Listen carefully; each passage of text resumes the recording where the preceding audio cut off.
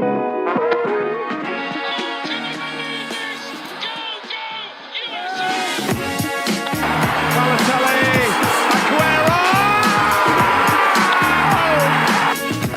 think I'm a special one.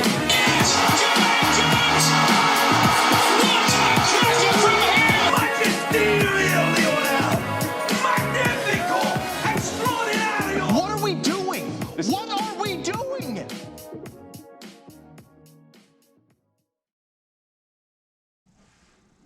Hello, everyone. Welcome back to episode 2 of On the Half Turn podcast with Andrew and Chad.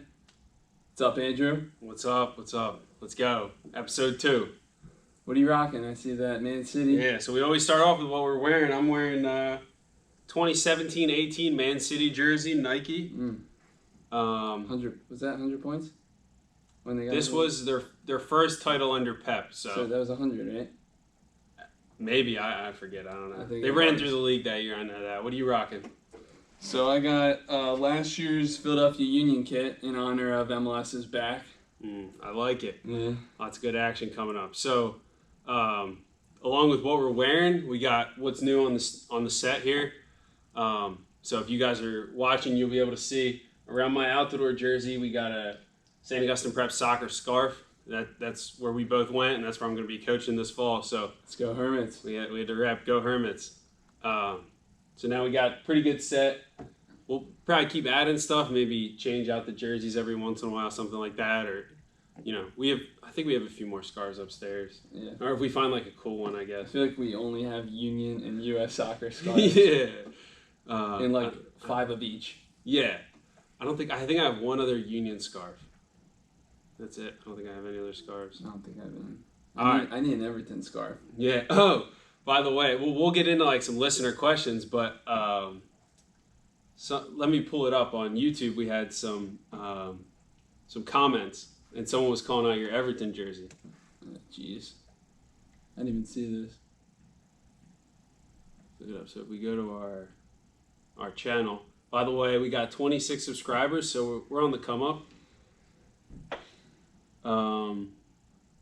Let's see. Robert Holland said, "Good stuff. Get rid of the Everton jersey, and it'll be even better. Come on, you Reds." He must be. So I guess he's a United. Liverpool or United? I guess they're both Reds. Yeah. Oh yeah, Liverpool makes more sense. Robert Holland. So we got Robert Holland. Comment on this video. Are you a Liverpool or Man U fan? We're not sure. Yeah, we'll have to find that out. Our boy Giovanni said Giggs did sub himself in when we were talking about being a player manager. Yeah. So thanks, Gio. Jordan Posner said great stuff. Appreciate that. Glad to hear that as small of a following as we have, and we're just starting out, just kind of learning what podcasting is all about. That people can listen, maybe take something away, enjoy the soccer banter for half an hour to an hour. Alex Brescia says, "Well done, lads." Well done you for listening. Yeah. And we got some props on Instagram and some other stuff too.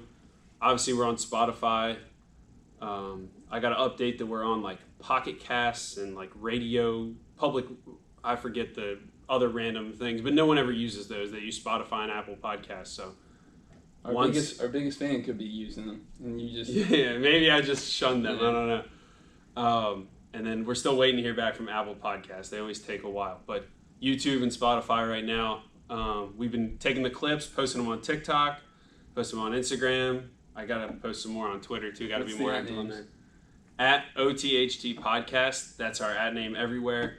On YouTube, you guys probably already know, On the Half Turn Podcast with Andrew and Chad. You'll be able to find us. So leave ratings, likes, comments, whatever. So yeah, pumped about that. I thought the first one went pretty well. We got some good content out of it too. Yeah. Not enough hot takes though. Hey, but that's coming. We got some today. What do we got on deck today? I was thinking we could talk about the MLS's back, the Premier League, La Liga, and some other topics and listener questions. Yeah, listener questions. That's awesome that we got some of those. What do you want to start with? Well, I think it's important to say, last podcast we talked about our background. This one probably going to be primarily focused on the pro game, what's happening, our reactions, our We thoughts, just hot takes. Yeah, we just want to catch up on the latest. A lot has past gone couple down. Weeks. Mm-hmm. I think, and then in the future, maybe we tackle some youth soccer topics or development topics or stuff like that. So we'll switch it up. So this one's primarily going to be about like professional soccer and some of our thoughts, because you guys know now our favorite players, our favorite teams. So we'll get into some more thoughts like that. So start us off. What do you want to start with? MLS, Premier League? Let's go MLS to start. That's the most recent. MLS? Okay. Well, you want to start with the Union? Talk about the Union a little bit? Big, huge 1-0 win over New York City. First game of the MLS's back tournament. Well, actually, let's start by, if those who don't know, about the groups, right? The groups, yeah. Well, basically every team in MLS put into a group, and it's going to be kind of like a World Cup where it's group stage and then knockout rounds. But what MLS is trying to do is group these teams together where they play each other, and those points actually count for the regular season as well. So that way when they're done this MLS's back tournament, they could continue with the regular season already having played some of those games. So they tried to group them accordingly. So it's Union won. They picked up 3 points in New York City against New York City in the tournament as well as in the league. Regular season, which is awesome. Whenever that starts back up, which will start back up after the tournament. Maybe September, October. But the knockout stage do not count. Yeah, I don't think they count. It's important to note FC Dallas and Nashville had too many positive cases, so they dropped out of the tournament. But like Nashville was in the Union's group, which is Group A. Which had 5 teams? It had 6 teams. Yeah. Then it had 5.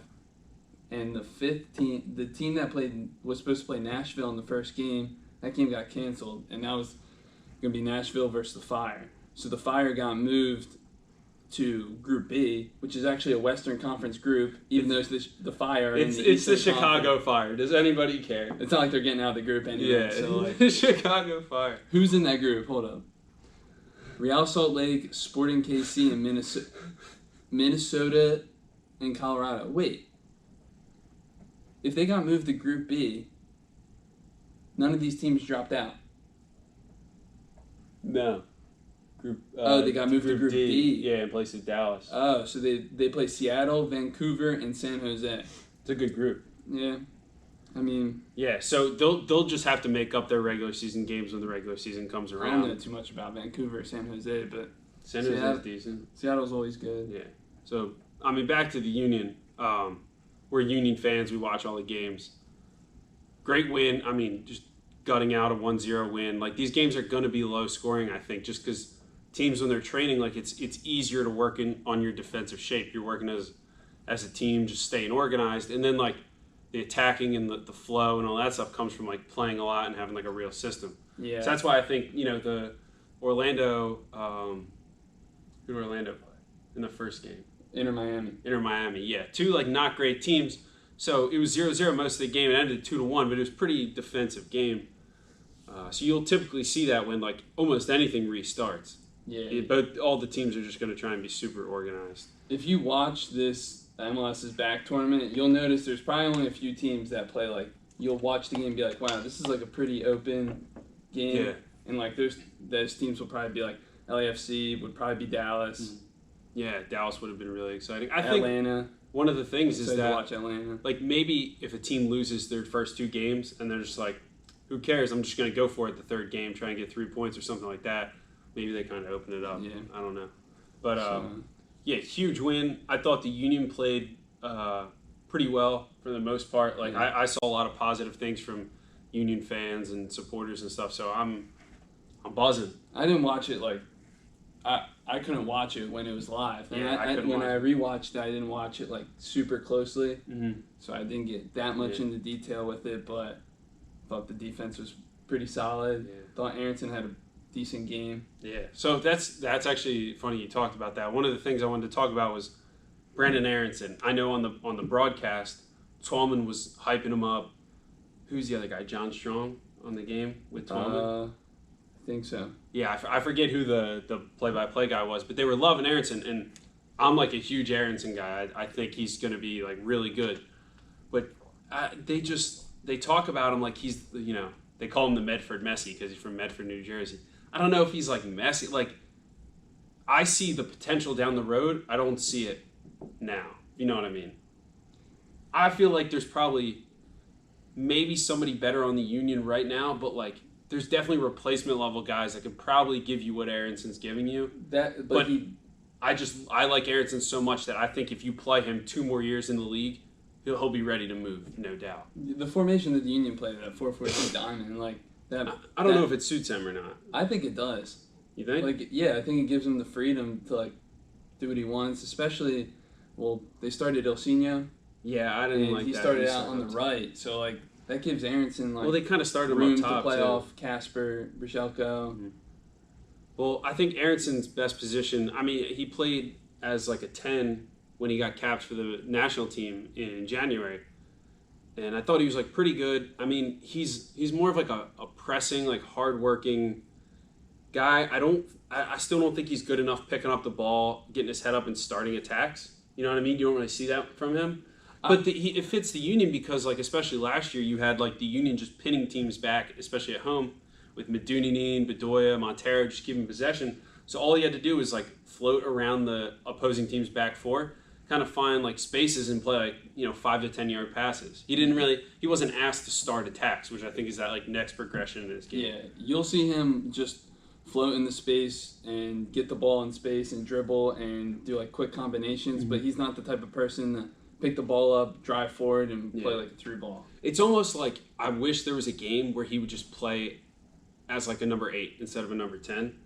Yeah. It to like kind of like let him develop more. But like he didn't even do that last year when Fabian was on the team. It was either Marco Fabian was not good. But yeah, I'm super pumped about Aronson. Anytime he comes out of like we come out of a game and he like people are like, oh, he had like positive game from Aronson. I'm like, that's great. Like I've been high on him, and I'll still be high on him. And Anthony Fontana too. I don't think he ended up subbing in. He did sub in. Yeah, that's true. I always thought he was really good. So I think he'll get some time as well. There's that video of him on when they were Bethlehem Steel. You know that one combination that they have on the left side of the field? It's always on like 4-3-3. And like, they're always like, this play is dirty. And it's funny because it's the Union's USL team. That's funny. Yeah. Got a couple other Union youngsters. Jack DeVries subbed in, made his debut. Yeah. Yeah, so solid from them. First time I ever saw him play. Brichelko looked solid, I thought. Bedoya was good. I thought Martinez, El Brujo, he looks good. Oh, I love that. Montero is so like smooth on the ball. It's crazy. But what I really want to talk, big saves from Andre Blake too, but what I really want to talk about is Mark McKenzie. Yeah. Like, good game. On the broadcast, Taylor Twellman. There's a video of his touches. Did you see that? Yeah, I watched. If you guys are big into U.S. youth internationals and stuff like that, go follow USMNT videos on Twitter and YouTube. They'll take like all of somebody's touches, like they did it for Mark McKenzie. They'll take all of his touches and clip them, so it's like a 2-minute video of like all of the plays Mark McKenzie made during that game. It's awesome. But anyway, Mark McKenzie. So when we own a big club, like we can just go to that YouTube channel and just hey, hype us up a little bit. Make a decision to buy the player, you know. Does the scouting for us. But so Taylor Twellman drops a bomb that Celtic are after center back Mark McKenzie, and then I looked it up today. Apparently €1 million or £1 million, something like that. Which for me, I think he's worth way more than that. I mean, I don't know if you remember, we were sitting at the Open Cup, U.S. Open Cup game, Union Orlando City, in like 2018, so like 2 summers ago, and I was like, dude, he's next level. Like, he's got skills that like next level center backs have. And I don't know if you thought I was crazy, but like I probably say that about a lot of guys. How old is he right now? I think he's like 20 or 21. 20. So he's not old. 18 or 19. Yeah, and center backs, like, you hit your prime at like 27. So like, you know what I mean? Like, dudes, like center backs will like float around from club to club or just like trying to find themselves, and then by 26 or 27 they're like solidified starters. So he's like, if you have a young center back with promise, like, you know, take care of them. Like they're rare. I think he's good. Like, if he goes to Celtic, that'd be great for him. But I think he's worth $1 million. Like, if the Union were only going to get $1 million for him, I'd say hold on to him. Like, I think he's worth more than that. And I every think year you wait, you're just going to get more. That'd be a pretty good signing for Celtic. Oh, yeah, for sure. For only $1 million. I don't know who else Celtic have playing center back. Yeah. I'm not going to act like I watch too much Scottish Premier League. Celtic in the past couple of years, but we'll have to be tuning into the old do you firm think derby. the Union signed Glesnes just in case they were to sell McKenzie?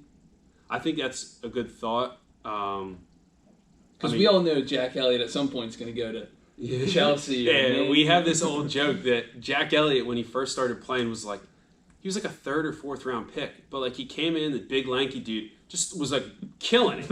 I think he made his debut. I was at the game. It was DC United's like last year at RFK Stadium. And me and some of my boys went. And Elliott came in, it was just like solid. And me and Chad said, like, since he's from London, there's going to be a rumor he was going to go to Chelsea. Now, obviously, he's not going to Chelsea. But, like, he's solid. And you have Glesnes, who scored the rip against LAFC. Still got Aurelian Collin, right? Aurelian Collins, just like the ultimate, like, journeyman veteran guy.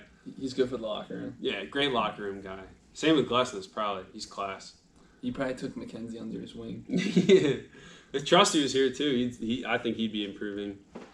I always thought Trusty would be better than McKenzie. But, like, where's Trusty now? I think Colorado. Remember I said what's up to him after the one of the games when we were Did he say what's playing up in the back? men's league? Yeah, he like waved back. That's awesome. awesome. It was like Trusty Trusty. and waved, and he was like, "Who is this guy?" It's good player. So, any last thoughts on the Union? I mean, the MLS tournament's still pretty young. Like it hasn't really taken off yet. So we'll have more thoughts on that. I just thought it'd be cool to like kind of give you an inside look at what we think of our favorite team, our hometown team. Jim Curtin, the coach, we've always liked him. So I found this out on Taylor Twellman also said this, that Jim Curtin over the break went to Salzburg to meet up with Jesse Marsh and that's sat awesome. in on training sessions to that's learn from. that's good friends. awesome. Dude. I don't know when they played together. They must have played together in MLS at some probably point. back in the day, yeah. So, that is actually awesome. I think Jesse Marsh is a great coach. Jesse Marsh, if you don't know, coached the New York Red Bulls and then made the move to RB Salzburg in Austria. Before Salzburg, he went over to Leipzig. RB Leipzig was an assistant there. And is now just won his first trophy for RB Salzburg. So he's coached like Erling Haaland and like Minamino and those guys. So he's a great coach. And I know Jim Curtin is a good coach. I know Jesse Marsh loves to press.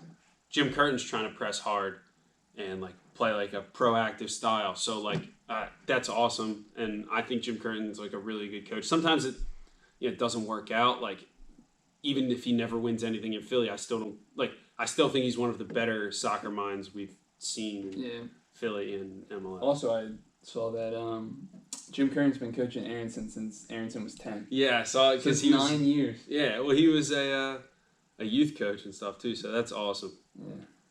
So maybe he's playing to his strengths, I guess. Yeah.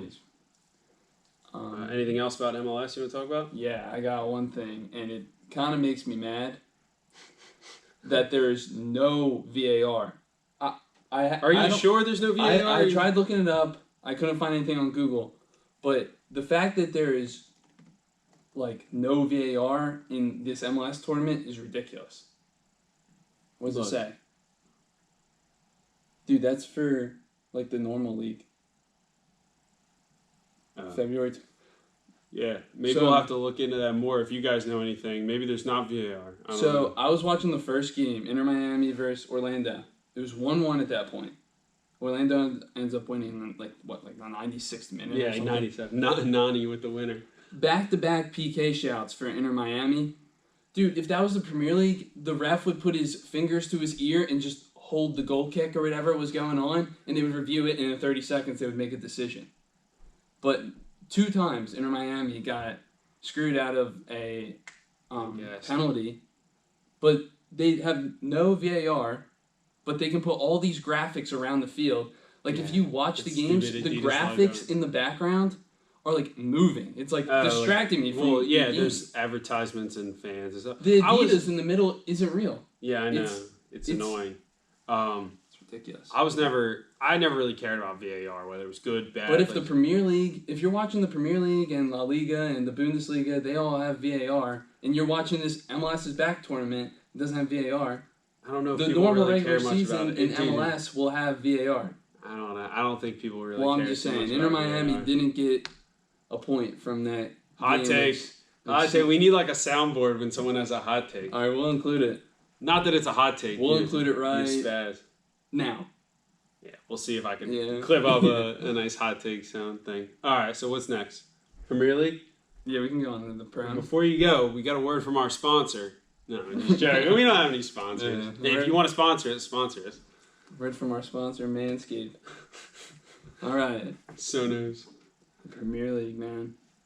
All right, so Premier League is how back. great it is to have it back. Oh, it's man. awesome. It's weird without fans. I think the fans make it because I love watching like the English like fans, like how they react and stuff. But It's almost too much soccer at the moment to like Yeah. even take in. there's like It went there from, could be like 4 or 5 games a it day. literally went from 0 to 100. Premier League definitely. I'm not going to argue like quality so much, but like just aesthetics and stuff, I like it much better than the Bundesliga. It's more the storylines are better. Yeah, so you want to just kind of go team through team. I mean, Liverpool, they clinched the league with when Chelsea beat Manchester City. Shout out to I mean, there's not much to say. They're just kind of like a machine. shout out to Christian Pulisic for getting that goal. Yeah.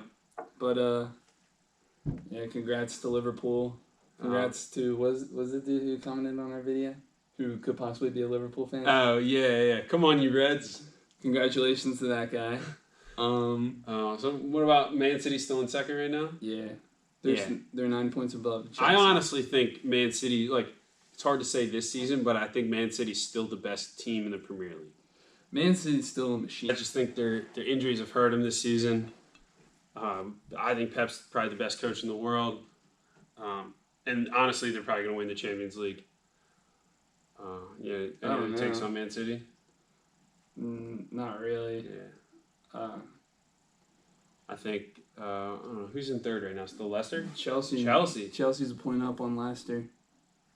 Chelsea's been Chelsea's balling at the been moment. killing it since the break. Any hot takes on Chelsea? I mean, we watch all the Chelsea games because of Christian Pulisic.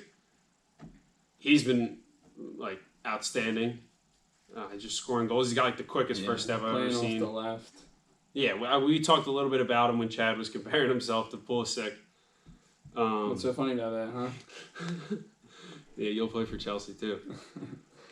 He's just like he's making the Premier League look easy right now, and not many people can do that. You know, there's not many people in the world that can do that. You think this is the best form of his career so far? so far? Other It than just maybe looks like in 2017 qualifying when he was like on fire for the U.S. Yeah, but this is looking the Premier League, Yeah, I know. and like he's been leading his team like literally up the table. Yeah. So But- and he's drawing penalties. He's doing it It just all. looks like he gets the ball and can just beat like 2 guys off that quick first step. Just beat him and just. At the very least, he'll Drawing cut in and fouls. just play like a 5 to 10 yard like safe pass. Yeah, his confidence is like literally through the roof. I don't know. I'm still not sure about Lampard as like a manager, but I think Mason Mount's playing well. But Conte's really good. their attack, like I like their we like midfield is Kovacic. stacked. Like they have so many midfield options. I don't like we talk And about next this. year they're gonna be stacked.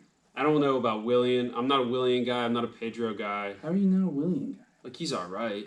He scores penalties, scores free kicks. He's like an okay winger. He's been the guy on the right since the restart. Who else? I think Giroud. I don't know why I didn't say this last I think podcast, he scored back-to-back but goals, right? I'm a huge Olivier Giroud guy. Like, yeah, you might say he's average or he doesn't score whatever. He's good. He's got good hold-up play. He makes the defense work. He contributes when your team's not in possession. He does all the little things you need strikers to do. And when he's out there, the contributes when team the team's scores. not in possession. Yes, go back and watch the 2018 World Cup. Yeah, maybe for France, not for Chelsea. He was fantastic in that World For Cup. Chelsea, And he'll he's been just good. stand there.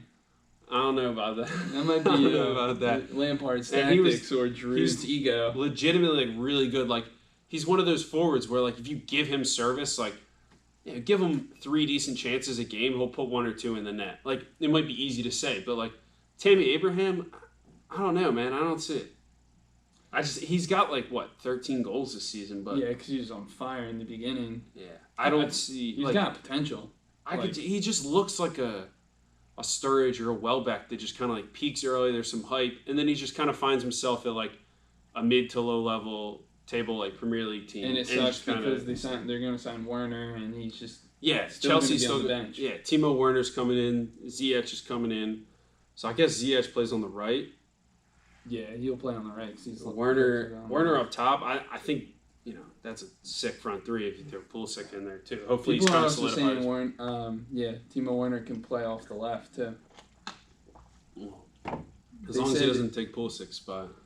There's someone said who should be worried about their spot more, Pulisic or Tammy Abraham when Werner comes in. Oh, sure. And it should easily be obviously Abraham. Yeah. Without those signings, Abraham should be worried about a spot. But we need Pulisic to keep doing this though. Oh yeah, I think he solidified his spot at least to come into preseason for next season and be the guy. We're counting on Pulisic to get 8 goals, 8 assists, or something like that, where he'll start most of the game. Yeah, and I love watching Mason Mount right now. He's all over the field. He's you don't think he's involved in the play, and he just kind of floats to a good spot and gets a pass, and he'll get his head up and play gets a through pass, a few really quick touches, makes the right pass. Yeah. Really always does the right. Honestly, did not like Mason Mount at all because it was kind of him and Pulisic kind of battled for positions, and Mount's not a winger, and he played a little bit of winger early in the season. What else? He played under Lampard, or did Abraham play under Lampard? Abraham. No. Who did Abraham play for last year? Abraham played for Villa, and Mount played for Derby. Yeah. Google check. That's Lampard's guy, Mason Mount. Derby County, look. Championship. Yeah. And that's who's Lampard. All right. So who's next? Leicester. I mean, there's not a lot of hot takes on Leicester. They've been just kind of roll bad through form. These. Yeah, I mean, you knew it was going to slow down at some point, but they have a lot of good players, so they'll figure it out. I hope they make the Champions League next year. I think they'll make the Champions League this year. Yeah. Well, it depends what happens with Man City in there. I mean, Man U's been on fire. Yeah. So I really like the way they're playing. I don't They have a lot of good players all over the field, so there's really no excuse for them to be bad. But do you think Bruno Fernandes? Are you talking about Man U still? Yes. But do you think Bruno Fernandes was really what they were missing? I don't know. I don't think they've lost since they've had him. Yeah, it's hard to say he's what they're missing, but he's so smart that he makes everybody better. Yeah. You don't look at him and be oh, he's so overpowering or anything, but he's smart. He makes the team click, and I think when you just have guys who are think a step ahead, everybody else just kind of grooves with it. Yeah, you look at Greenwood. Greenwood would just he's on a tear right now. I think even guys like Martial or Rashford, they're just rolling. Everybody's interchangeable. They're running at teams. That's why I think they're scoring so much. Is because you got Greenwood, Rashford, and Martial, all pretty similar players, quick. Yeah. So they can all interchangeable, and Bruno Fernandes running underneath. He's not like you said, super overpowering. Yeah, he's not a second striker. He's a real playmaker. And it's cool. I don't even think we've seen the best of Pogba. If we got 2018 World Cup Pogba or 2015 Juventus Pogba on this Man United team, then maybe they're title contenders. Look at the spine of that team. Matic just signed a new deal. I don't think Matic is the answer at that spot. I always liked Scott McTominay, so I kind of hope he wins that spot. But if they went out and bought, I'm not a believer in. They kind of have to sign Pereira again, or they have to. Good locker room guy. Yeah, just like Aurelian Coleman. We love good locker room. Yeah. Who else? Pereira, Fred. I don't think those are the guys. If they played McTominay, if they went in for the defensive mid 6 position with Matic, McTominay, and like a big signing, like then I don't know, sky's the limit. I think like They also have Fred, Pogba. yeah, I said Fred and like Pereira too. Like Pereira is linked to Everton, by the way. very I meant to tell you Everton, that. very Everton type. I do not want him. I think Lindelof is good. I think Harry Maguire is good. You think Lingard's good? No, Lingard. That's a good one. Yeah, but who do you think Man U should sign? I don't think they should sign Sancho. I don't think they need Sancho. They should. They should. You think they should sign Sancho? If you have like I don't know, Man United's. They're gonna spend all their money on a winger that they don't need. I don't know their like what they need with their money right now. I don't know how much they have available. But if you have a chance to get a player like Sancho, don't pass it up. Because how many times he's a world-class player basically right now, and he's got the potential to keep growing. And like you could just flip him to Real Madrid in 3 years. Like buy Sancho and figure it out later. Like he's better than Rashford right now.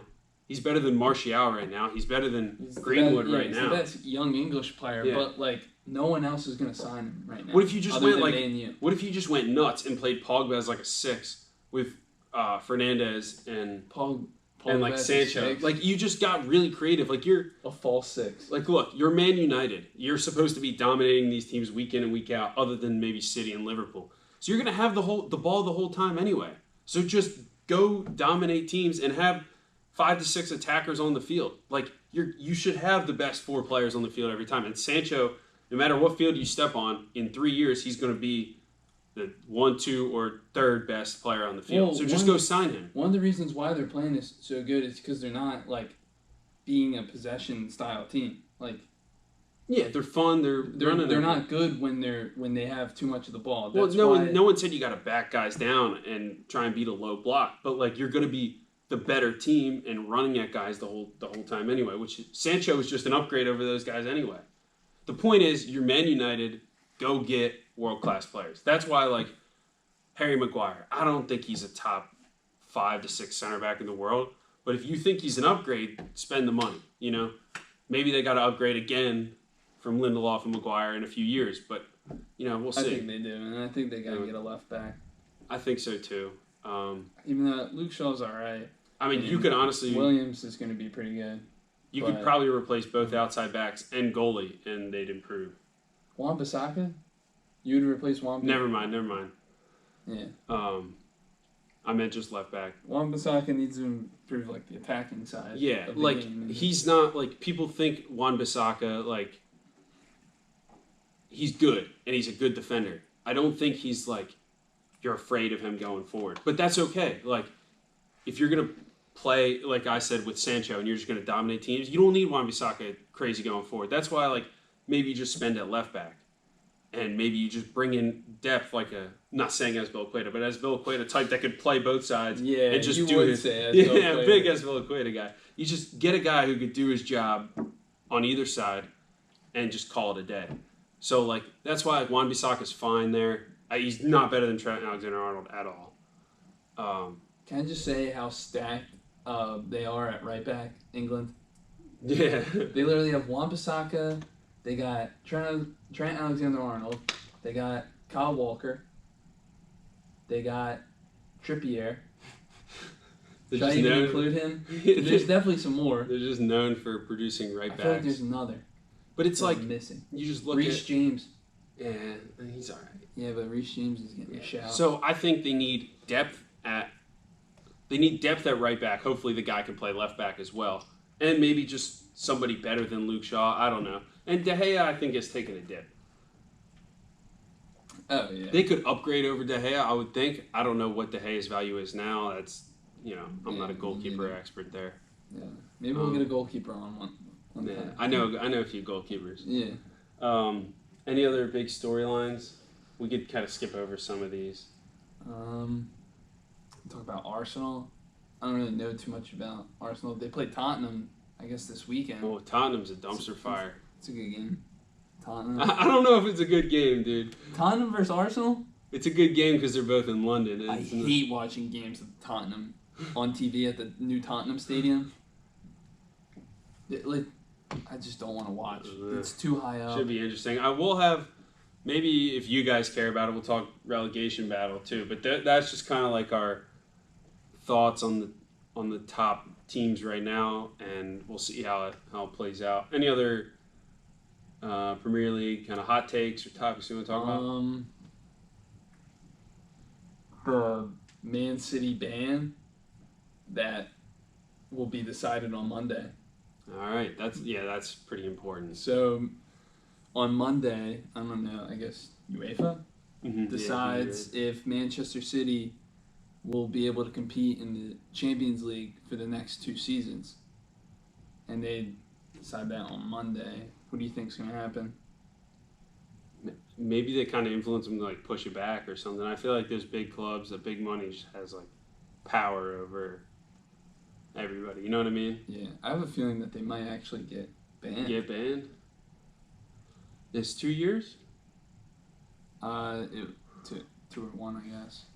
Yeah, that's interesting. That would, I don't know if people would start leaving City or maybe they try and lock up some longer term contracts. I wonder what players would leave City. Older players probably. I think De Bruyne would leave. Oh, I think De Bruyne and Pep are like tied together right now. De Bruyne's in his prime. He would have to leave. He can't just stay at a team that's Where's not he going? complete. He's got to go somewhere better. Real Madrid or Barca. That'd be cool. Can you imagine him in a Barcelona uniform? I can't imagine. I can imagine him in a Real jersey. Yeah, that'd be kind of tough. But I don't think Pep would leave if they got banned. You don't think so? No. He hasn't really stayed too long. Like he left Bayern Munich after a while. I feel like he'd just be like, F it. Let's win the Premier League. Let's beat Liverpool's record that they're going to beat. Speaking of that, though, speaking of Man City and all that, you want to talk about Zach Steffen? Yeah. Yeah, so if you guys didn't hear, the American goalie Zach Steffen, who's like kind of our number one, like he started some big games for us, he was bought by Man City and loaned out to Fortuna Dusseldorf. And a report came out today that said his loan's over, he's going back to City, and basically he'd be number 2 on the depth chart right now. So right now going into next season, it'd be Ederson and Zach Steffen.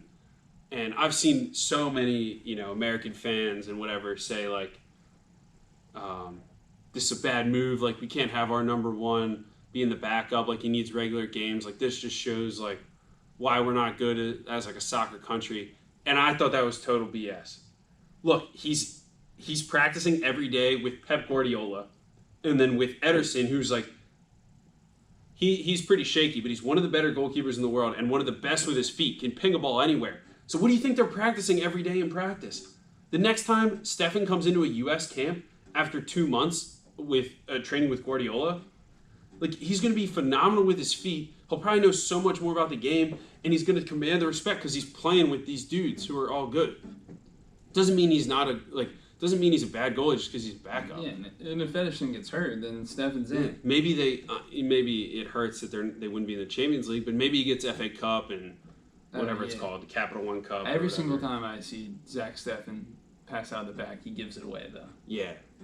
So it's definitely something he needs to work Some of those on, especially under that Greg Berhalter system. The Greg Berhalter ball circulation, yeah. Some of those U.S. Mexico games give me nightmares. But that's my take on Steffen. I say, we want to talk about being the best soccer country in why are we not better? We want world-class players. Well, you're not going to be world-class if your number 1 goalie, he goes to like West Ham and is the starter for like the 16th best team in the Premier League. No, maybe he doesn't earn his spot at Man City, but you're the number 2 at Man City, a top 3 team in the world, training with the best coach in the world under the best goalkeeper with his feet in the world, probably. Mm-hmm. Like, even if he just learns how to ping like a 60-yard ball perfectly to someone's head off a 6 kick, like, it's good right there. And he could always leave after 2 years, and, no one's going to think he's bad because he's with Man City. He's not sitting the bench for some relegation He can play there for a few seasons and then move on to Everton. Yeah, if Ederson gets hurt. I mean, you've seen Ederson make some dumb mistakes. I thought he was like at the top. I thought he was the best goalie in the world a few years ago. And then slowly he'll make like a few dumb mistakes. He's not as solid. And, now he's like a good starting goalie. But, like, I don't think he's like top in the world right now. Ederson?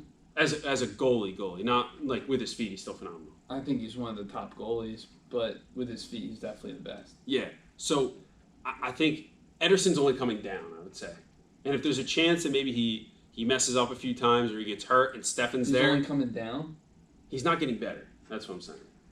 I mean, how old is he? I feel like I've seen Ederson get, I wouldn't say worse, but, make more silly mistakes. He's only 26. Yeah. A lot younger than I thought. I'm sticking by it, though. I say Steffen, go for it. Go earn your spot. What do you think? I agree. I agree. But if he's, there forever, he's got to move on at some point. Mm-hmm. He can't be the backup forever. And how old is Steffen? 22? 23? 24? I think 25? I think he's 25. Look it up real quick. I guess I gotta look it up. 26? 27?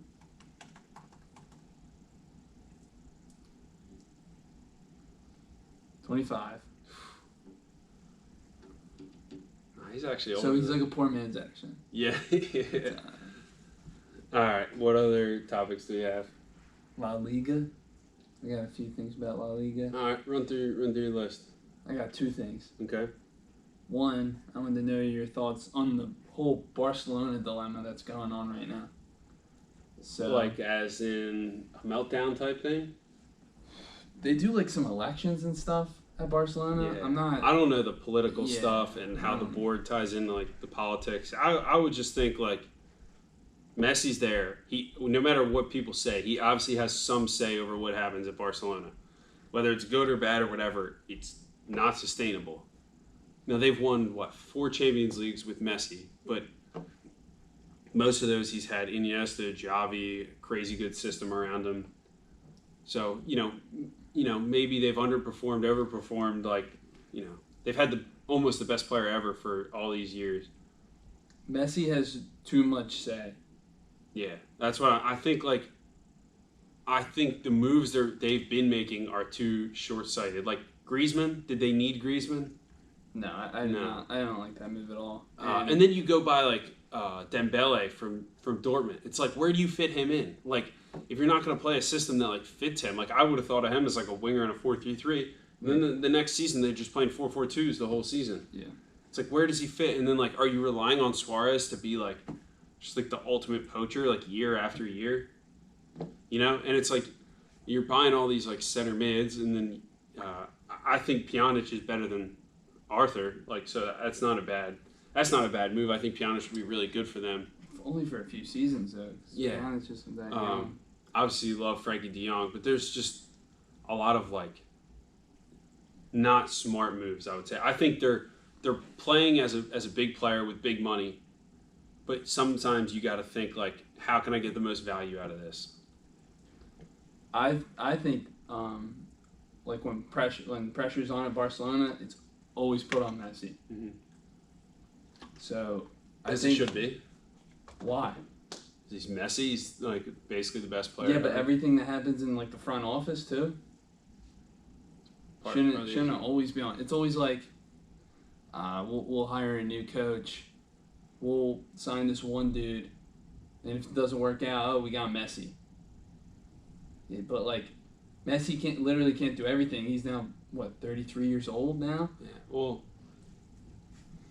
Yeah, it'll be interesting to see. I think they bottled the league this year. Oh yeah, I think they should bring in Xavi. I'm a big which I'm pretty sure they're doing. fan of bringing in Xavi because you bring the whole culture back to Barcelona too. Is it time to move on? No, it's not. I think they moved on too quick from it, and you can see what happens when they moved on too quick. They need to bring it back. Yeah. I think that's a good point. You want to have that tiki-taka, it's phenomenal or whatever. I think there's people that just thought maybe this was the problem. They bring in other people thinking they could play this way. And then it's are you trying to buy your way back into that system or are you trying to change it? So we'll see. Messi said at the end of the 2021 season he wants to move on.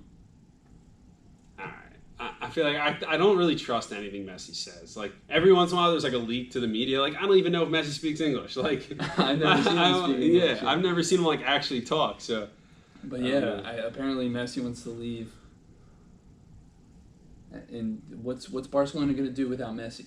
Like when you think of Barcelona, you think of Messi. Yeah, at least for us, our age guys. Yeah. What else with the La Liga? We got one of our favorite players in La Liga. We got Kubo. What's his name? Take Fuso Kubo or something? Plays for Mallorca. Yeah, he's a beast. On loan from Real Madrid. What do you think of him? Yeah, so I think he's a good player. I was never too consistent in the La Liga until like the restart, and got my Fubo TV free trial. So I watched a good amount of La Liga, and I was impressed with him. So he's pretty cool, and he's got some buzz around him being owned by Real Madrid and whatnot. So I think it'll be cool to see him progress. Yeah, he's gonna be good. He's been hyped up for a while. So I've heard from my many sources that if sources are telling you Odegaard, also owned by Real Madrid, on loan at Sociedad, if he goes back to Real Madrid next season, then they're gonna send Kubo to Sociedad, because I'm pretty sure Mallorca is getting I think they're getting relegated. They're basically getting relegated. So it's not. I don't think Kubo will be on Real Madrid next year, but Kubo will still be Sociedad. That's pretty good. That's pretty cool. I like that. I'm excited to see Odegaard at Real Madrid. I hope he sticks though, because if he doesn't last at, like, let's say he gets Real Madrid, he's kind of a flop again. Like, you just sell him to like some mid-table La Liga team and say, here you go. Mid-table, nah, dude. He's gonna be world class in a few years. He's gonna be one of the best. Is he 19? 20? Nah, he's probably 21, 22 now. Look him up real quick. We're always just looking players up. But yeah, I don't know. It's hard to say if he's world class or not. I want to see him do it for like a big club, but yeah, he's good. He's 21. Yeah. He's my age. So why aren't you playing for Real Sociedad? I must have forgot to call him. They got you guys mistaken. They tried to get you, but Odegaard didn't. All right, so is that it for La Liga talk? Yeah, La Liga talk is over. All right. So what's next?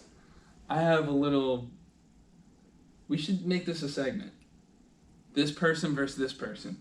Okay. Once every episode. Okay. We do like a little battle. Like who's better as a player? Or thoughts on it. This one, we know who's better, but there's comparisons. Okay. So, Christian Pulisic versus Eden Hazard. Spider-Man meme pointing at each other. So obviously Hazard's much better than Pulisic and has won. He won 2 Premier Leagues with Chelsea. That's crazy. Yeah. And now he's at Real Madrid. But you could definitely see the similarities between the two. Mm-hmm. And they play the same position. They play the same way. They're very good with like their right foot. Like can hold the ball up. Like I would not necessarily like Pulisic isn't gonna back someone. Like post somebody up, but you can give him the ball and he could hold it for a few seconds and complete a pass. Yeah. And Hazard's really strong. When you see Pulisic, with the end product that he has, you can see like it's kind of like Hazard. Like, and they have the way they dribble. Like you don't see Pulisic doing a bunch of fancy skills. Mm-hmm. You never see Hazard do any of those. Mm-hmm. I feel like the way they dribble is very similar. If Pulisic ends up as good as Hazard, then props to Lampard and whoever, because like I don't think anyone like.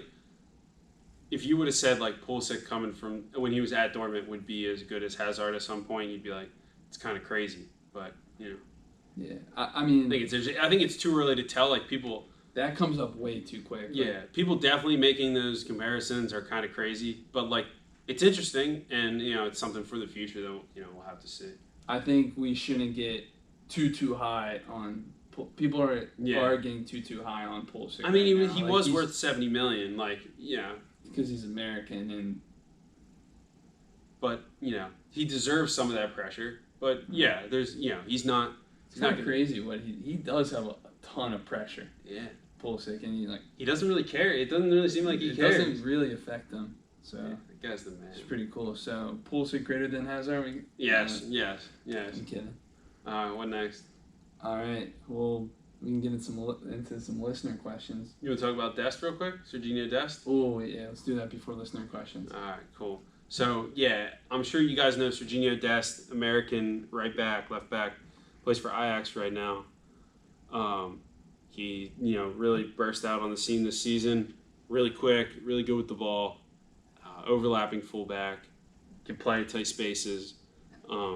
He's been linked to, Ajax is a selling club, been linked to Bayern Munich, Barcelona, And PSG. and PSG. That's kind of ridiculous. I don't want to see him at PSG, But, where would you want to see him play? If you had a dream scenario, like any team you want could buy him right now, who is it? probably Bayern. Bayern, really? I feel like at Barca he wouldn't. I don't want to see him at Barca. Barca's kind of right now. I'm going to disagree with you. It's easier to watch Bayern too. Yeah, but okay, if Dest somehow goes into Bayern to Barca and wins that job, like he's competing with Sergio Roberto, Semedo. I don't think Semedo's that good at all, really. Yeah, but I don't rate him. So I would rather see him at Barca. And, even if you don't play every game, like maybe you get a game at left back or something like that, and you get all these cup games, like you're training with Barcelona. Not that training with Bayern Munich's any slouch, but Bayern Munich kind of play like towards the end of the season, like Pavard was playing well. Like I don't know. I don't see how Dest beats out Pavard. I think Barcelona's an easier team to get into. Yeah, but Bayern, like you got Alphonso Davies on the left.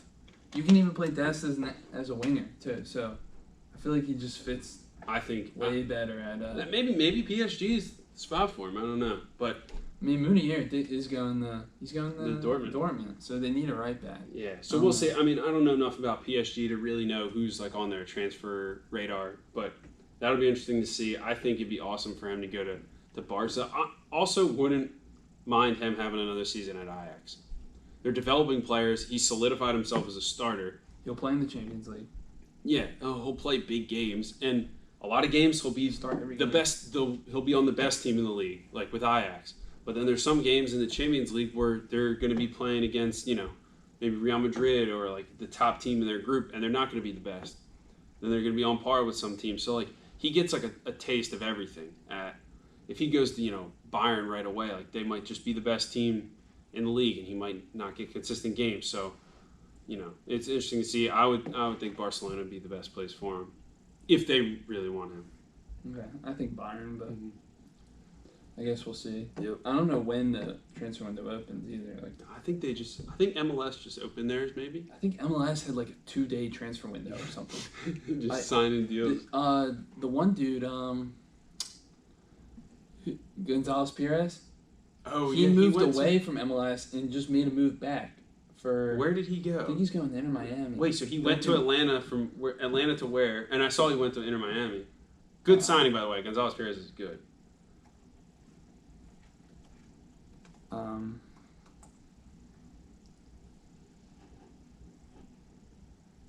It's from Buenos Aires. Concrete jungles. He went to Atlanta to Tijuana. Played 10 games. Cholos. Like, might as well just go on loan and then enter Miami now. But he's not allowed to play in the MLS's back tournament. Wow, really? Yeah. But yeah, good signing for him. So, listener questions? You have them up? Wait, I want to ask you one more thing. All right, one more. One team in the Premier League, where would you like to see Brendan Aronson play at?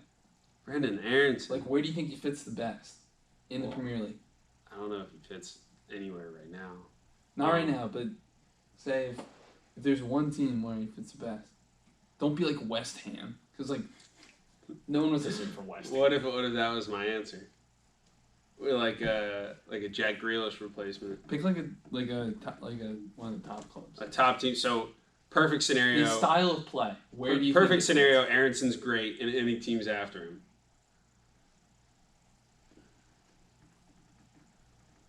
I have mine. Give me yours first, and maybe that's first mine. I think Leicester. I guess. No other team really plays like has a true number 10. Leicester does.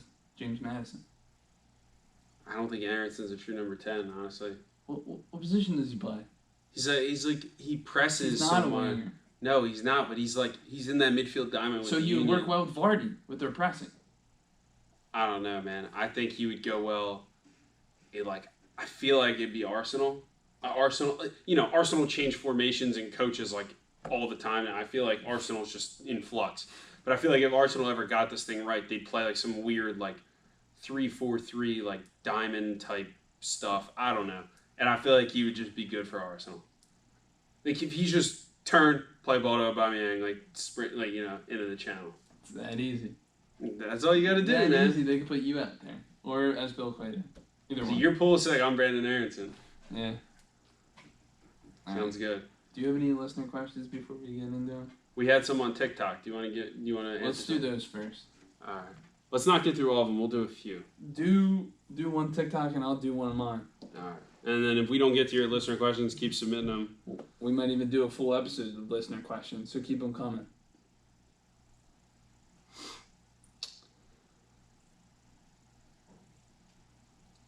Okay. So what are we on? One of them said, "Are you guys pro?" Yeah. So. Pro podcasters. Yeah, pro podcasters. So Chad's obviously a college player, not pro, going into his senior year. Amateur. Yeah, amateur. I would say if you're a former pro. If someone asked me what's the highest level I played, I would say low level pro. I got paid to play. I wasn't high level and low level pro are both pro. So just say pro. All right. Yeah. You need to hype yourself up a little bit more. All right, that was kind of a half question there. Hey man, do you have any tips for a youth player aspiring to play in college? So you could do this. Let me see this guy's name real quick so I can give him a shout out. Hopefully he's listening. Conrad Foster. Tell him to listen to the podcast. Yeah, well, I actually commented back to him, but you could do a whole podcast about this. So we both played club soccer, high school soccer, got recruited to play in college. And it's fairly similar, maybe with a few differences like high level D1 and what stuff. Was the question again? Any tips for players aspiring to play right. in college? One, it's easier if you're playing soccer your whole life. You're on a club team, you're on your high school team, and you're just playing, you're improving. Then when you get to the age where you're trying to be a college player, hopefully your club team is at the level where you go to college showcase tournaments. Even if they're not the best tournaments, they're not the Disney showcase or whatever. They're just kind of local college showcase tournaments. Coaches will go to those. My club coach, when we were all trying to go to college, he would make every player on the team write 10 emails to coaches. So we could, whether they were at the tournament or not. So we'd look at the list of coaches going to the tournament. Even if you didn't know the school, just pick 10 guys, write them an email saying you're interested in the school. Here's my schedule. Would love if you came and saw us play. And then maybe that coach doesn't like you, but he likes someone else on your team. But that other guy on your team might send an email, and that coach that comes might like me and stuff like that. So it works both ways. So by the time, maybe we have 3 to 6 coaches at a given game or a given tournament. So that's kind of where that happens. And then from an individual side, you obviously got to be improving. You got to be doing stuff on your own. It comes without saying. You got to be improving as a player. But from the contacting side, it's on you, especially your junior year of high school. Start contacting these guys and stay in contact. Email with them. Try and get visits to campus. Ask about the school. Ask how you fit in the team, but not too specifically. You want to be a part of the team, but you're not a part of the team yet. You're just trying to get them interested in you, and it's a mutual thing. Good point. I think it's a few things. I think what you said with the tournaments, email coaches, individual emails. Yes, personalized. Want them to know that you're interested in the school. Make a highlight video. Get someone to film. Yeah, sometimes that's hard. That's hard, but it doesn't hurt. High school games are usually filmed on Huddle or. Yeah, I would say anytime you email a coach, if you have you made all conference or scored a certain amount of goals, or you were a starter for your high school team, throw that in there. These are my accomplishments. Yeah, anything helps, but not in a conceited way. You're just putting it out there. If you want to play, really want to play at college, then you should really try and make a highlight video. because it would definitely help. I mean, neither of us really. Well, you had a high school highlight video, but I don't really think. I don't think I used it. That for anything. Yeah, it was more just us being on club teams, not the best club teams. Like we weren't on like the top ranked club teams going like Dallas Cup. We're going to like local, like good college showcase tournaments, and we just hit up college coaches. Yeah, but it gives them a chance to look at you before they even go and see you play. Yeah, that's true. But sometimes these coaches are just walking around the tournaments all day, spend a day there, and if they're like, "Hey, this kid emailed me and said his game is at 3, I'm just going to check him out real quick," and you just ball out. Then it's up to your game. But you separate the game, always be working on the game, and then in your meantime or your downtime or whatever, then work on getting yourself out there in front of college coaches. Going like D1 and all that stuff is a bit of a different process because there's scholarship restrictions and like how many times you can visit campus. And if people have questions about that, I could, I know a guy who could help us out. Or go listen to the D1 podcasters. Who are the D? Oh yeah, we're the D3 podcasters. But another thing is like don't count out a school too early. Like you never know. Like for like sure. Immaculata, I never even heard of the school before. They started recruiting me. Yeah. Same. And I didn't really think anything of it. Took a visit and I liked it a lot. And now I'm here. So I didn't know anything about Stevenson. Luckily, I had a few guys on my older club team that were going there, so I ended up liking it a lot. But like it's different. Like you got to be open to like all your opportunities and be realistic too. Like if you are like not on the best club team, like maybe you're not going to go to the best Division I program, but explore all your options and stuff like that. So you have one more question. Hope that helps. What's his name? Conrad, I think. Conrad. Hope that helps. Conrad Foster. I think he commented on a YouTube video too. Is that the dude who commented? No. Come on, you Reds. It might be. That's a different guy. All right, we'll figure it out. How about do we have any other listener questions? Yeah, we got a listener question through. No, okay, we got a listener question through our Instagram DMs coming from Chris Thies.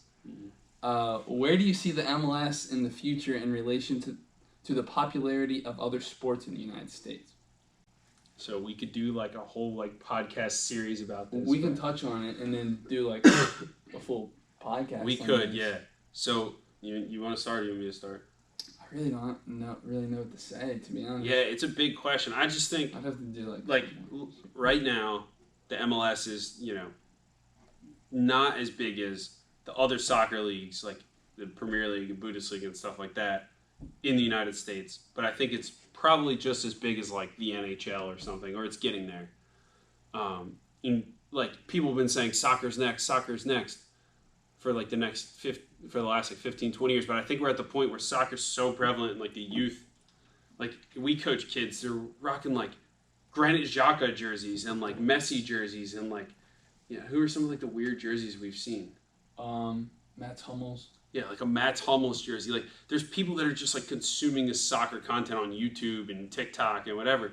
So like I think it's out there now, and now that like the generation before us grew up liking Arsenal or the Union or the men's national team, and their kids are now growing up like that. Like in 10 years, I think soccer's like this is when soccer's really it. And I think we're going to see the national team and like the Premier, like popular teams around the world like take off again, hit that like second wave of popularity, and then MLS I think is going to be, or anybody that in the U.S. that supports their local club, whether it's in MLS, USL, that's going to be part of like their tradition. Whether like there's people now that are Union fans that have been going to Union games for 10 years. Every Saturday they go down to there's in Subaru Park. So that's their Saturday tradition now. So it wasn't 5 years ago or 10 years ago. It's still something new. But now that it's like their tradition and their kids being brought up in it, you know what I mean? Yeah. So in 10 years, like it's going to be, baseball is declining. I think its decline is a bit drastic. Football, basketball, like they're pretty untouchable in terms of popularity right now. But like, there's no reason why soccer can't get in that category in its own. Maybe it's not just MLS, but it's being an MLS fan, an EPL team, a La Liga team, a national team fan, a women's soccer fan. All like, there's going to be more soccer than MLS. You know what I mean? Yeah. So I think it'll never get to the popularity as the big sports, obviously, and I don't think you'll ever get to the popularity as leagues in Europe because as soccer grows in the United States, so does the Premier League. You know, like, you know what I mean? Yeah. But it does help that there's teams all around the country. Yeah. Now, like Nashville. Yeah. Like now you got people growing up in Nashville gonna. Yeah, maybe they'll be soccer fans now. Yeah, exactly. So. I mean, that's how we kind of start. Like, if it wasn't for the union, I don't know if we'd be that into soccer, just because it's something to like we didn't have a favorite MLS team. Yeah, at that point, we weren't even following the MLS. Yeah, exactly. I was one of those guys like, oh, MLS is terrible. Like, no, it's not. And then another thing is like MLS it's not a retirement league. It's a selling league right now. Like, it's starting. They're playing on the transfer market right now. We just talked about McKenzie being sold for $1 million. I think it's too low. You look like Miazga went for $10 million. Stefan went for Almiron. Yeah, Almiron went for $20 million. Like, there's MLS teams investing in the youth. Like, in 10 years, the union might sell off 10 to 15 guys to Europe. Like, that money gets reinvested back into the union, into the youth, into the Philadelphia soccer like structure. Like, who knows? Like, that's real money. Like, these soccer teams aren't just selling $50 million worth of shirts to jerseys to buy Aubameyang or whatever. You know what I mean? Yeah. They're buying and selling players like at scale and producing them, and that's how like they make money. They're players on the international market, and we weren't at first. And I think the first and second eras of MLS, like up until like even like 2012 maybe, we weren't selling players to make a profit and get our names out there. But now, like we're players in the transfer market. And do you think promotion relegation has anything to do with the popularity? That is such a big topic. I'm sorry. Yeah, we could talk about that yes again. Yes or no? Just say yes or no. Yes. Okay. But there's a time and place, like, I could see reasons for both sides, so we'll talk about that some other time. Is that it for the listener questions? That is it. Do you have anything else to say? Any, like, other cool segments? What are you doing this weekend? I mean, we're recording this on Friday, July 10th. Yep. So I was going to help coach youth team Saturday and Sunday. We're going to have the first tournament back since the COVID break. Saturday got canceled because of the rain, so hopefully Sunday's still on. So there's 2 games Sunday, and I guess it's not really a full tournament, but I'm excited to get back out there. And I always like going to the youth tournaments because, like it's, you know, even if I'm not doing, like, a ton of coaching, but it's, like, kind of cool to see, like, is this team good? Is this team not? Like, you could tell, like, the coaches who know their stuff and, you know, the coaches who are just, like, maybe just a parent out there, like, coaching, like, you know, some random team. So, and then, you know, I've been able to, like, pick up pretty quickly on, like, young players and see, like, are they good? Are they not good? Like, what's good in their game, which is pretty interesting, too. Yeah. How about you?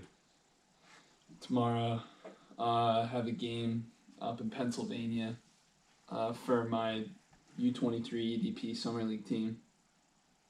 Back on the pitch. Yeah, back on the pitch. First game since March.